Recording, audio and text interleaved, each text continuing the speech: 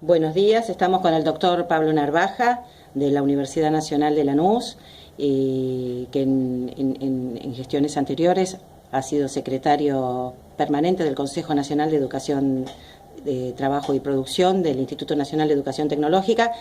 Y bueno, te agradecemos, Pablo, la posibilidad de esta charla y nos interesa fundamentalmente que nos comentes un poquito cómo funciona y en qué consiste el CONETIP.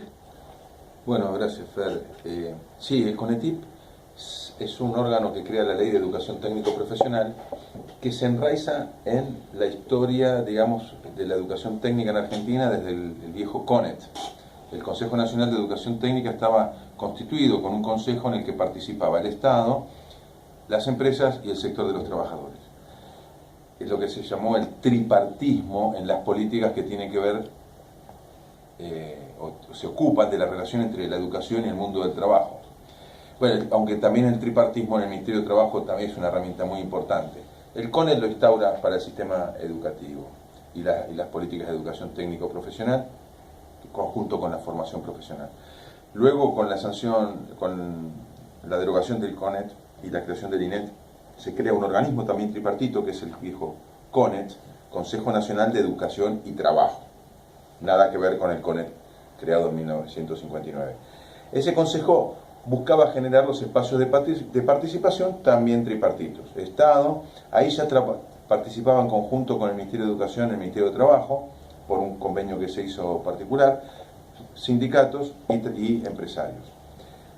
Con la Ley de Educación Técnico-Profesional de 2005, ese consejo se pasa a llamar Consejo Nacional de Educación, Trabajo y Producción y se complejiza el tripartismo. El Estado ya aparece representado por distintos ministerios. El CONETIP podría considerarse una herramienta de articulación de políticas definidas por el Estado y que busca consenso con los sectores del trabajo, los trabajadores organizados y los empresarios. Y ahí participa el Ministerio de Ciencia y Técnica, Trabajo, Industria, Agricultura, Turismo y organismos descentralizados como INTA e INTI, entre otros. Empresas que deben estar representadas por cámaras nacionales la precaución que debíamos tener era que estuvieran representadas las pequeñas, el universo de pequeñas empresas. Hay un problema de definición y de captación de la demanda que es muy complejo, y si no están sentadas a la mesa las pequeñas empresas, el Estado siempre tiende a atender la demanda de las grandes empresas internacionalizadas y la cadena productiva hacia abajo, digamos, de estas empresas que se maneja de modos tradicionales, no es escuchada en la demanda. Entonces, y de la misma manera, las organizaciones de la economía social, trabajadores y empresas. Entonces, ahí, ¿cuál es la función? La ley dice que tiene dos tareas, consultiva y propositiva. La consulta siempre se puso a discusión de esos representantes, la misma ley de educación técnico-profesional que la articulábamos entre ese CONET de educación trabajo con la Comisión Federal que representa a los distintos ministerios de educación de las provincias, ¿no? Entonces, la consulta. Nosotros siempre pensamos que el ámbito de participación del mundo del trabajo era sobre las cuestiones del mundo del trabajo. Y entonces, y ahí sí le dimos un rol en la práctica de validación de las ofertas formativas. Es decir, en el CONETIP se crearon más de 24 sectores productivos, se identificaron y se constituyeron foros sectoriales. En esos años, de 10 años, se hicieron alrededor de 250 foros sectoriales. ¿Qué significa el foro sectorial? Que los representantes ya de un sector específico, supongamos el de la construcción, el de mecánica automotriz o el de cuero calzado, venían, el mismo tripartismo, el Estado, organismo de ciencia y técnica, representantes de los trabajadores y de los sindicatos. ¿Y qué se construía? Algo que ahí fue muy importante porque en la mayoría de los casos logramos construir es una familia profesional.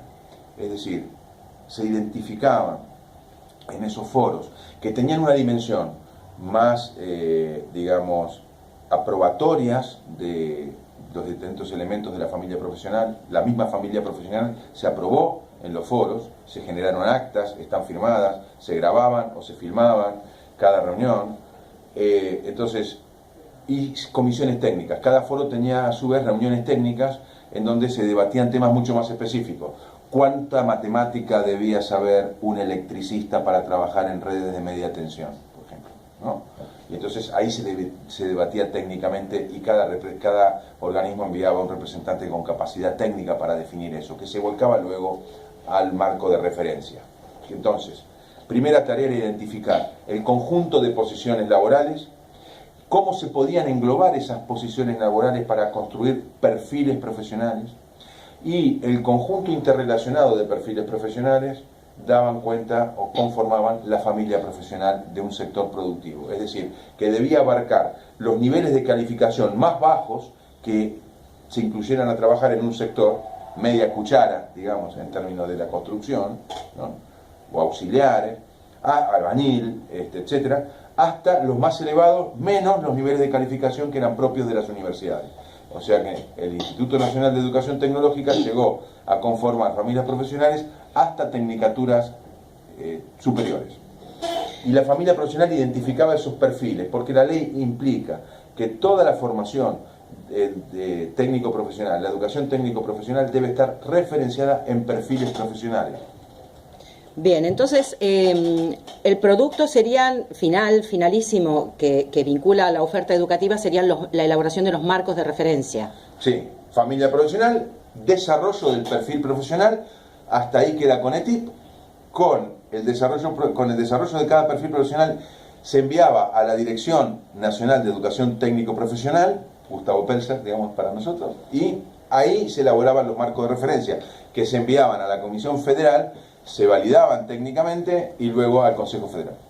Bien, y una vez aprobados eso sí, ya siendo una normativa federal, porque los marcos de referencia se validan a través de resoluciones del Consejo Federal de Educación, ¿cuál es la responsabilidad que le cabe y el compromiso, el desafío a las jurisdicciones en particular y a las instituciones, ya puntualmente en los niveles más territoriales de concreción de la política pública?